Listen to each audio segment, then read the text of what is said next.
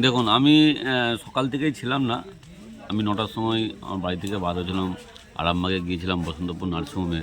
আমার ওয়াইফের একটা ছোট্ট অপারেশন ছিল। তো ঠিক সন্ধ্যে ৭টার সময় বাড়ি থেকে আমার ফোন গেল যে হনুমান টুপি পরে সান্ডায় গান্ডায় লম্বা চওড়া লোক, ঠিক আছে, আমার গেটের মুখের সামনে আমার একটা মিটার আছে, সেই মিটারকে খুলে কিছু করার চক্রান্ত ছিল।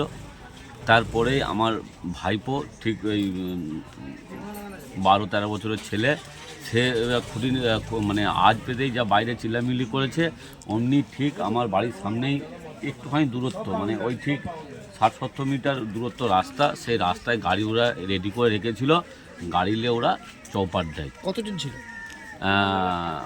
যেটা ওরা বলছে যে ওরা নাকি ৩ জন ছিল। কি মনে হচ্ছে আপনার এখানে শুধু এবার ডাকাতি আমার হচ্ছে? গ্রামের লোকজন সবাই হই হাই করে বেরিয়ে যেতে ওরা ছুটে পালিয়ে যায়।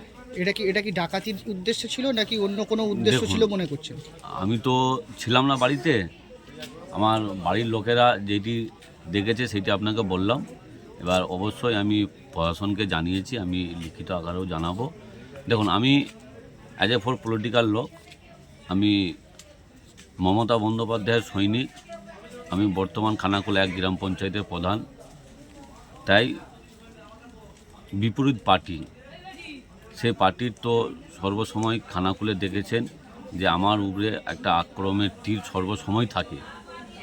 তো এইটা পুলিশ ভেরিফিকেশন করবে, চলবে। আমাদের আইনের উপরে আস্থা আছে, দেখব পরবর্তী সময়ে আবার কি হয়।